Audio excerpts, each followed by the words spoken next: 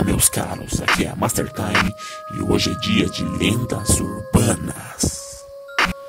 E como primeira lenda iremos falar sobre o Slenderman.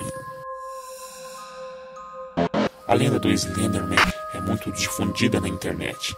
Ninguém tem certeza das informações se são reais ou não. Mas o que seria Slenderman? Slenderman é uma criatura humanoide muito alta, com os braços bem longos, sem face, e tem a capacidade de esticar seus membros e até o torso a fim de provocar medo em suas vítimas.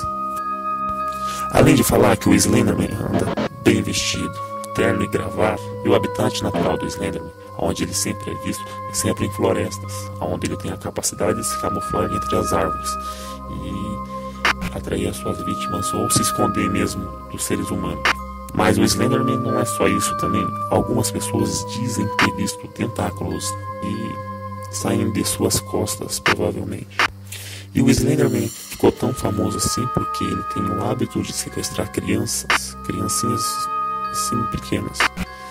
Mas parece que ultimamente houve-se boatos que ele sequestra também adultos e pessoas mais velhas.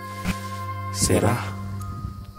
Um fato curioso que dizem que nunca encontraram o corpo de uma vítima do Slenderman, porque diz que ele leva para a floresta a sua vítima e absorve para continuar sobrevivendo.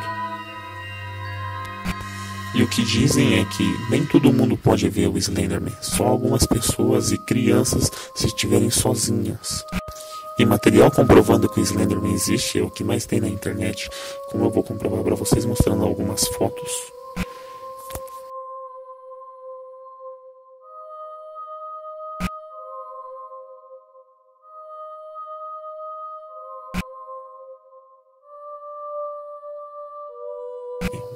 Todo mundo sabe que o mundo é gigantesco e acontece coisas sobrenaturais o tempo todo. Mas será que seria possível existir uma tal criatura como o Slenderman no nosso planeta?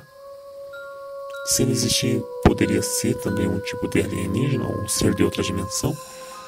O que seria o Slenderman na real? Que fique a pergunta para vocês, meus caros.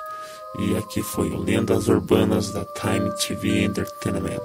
E até a próxima.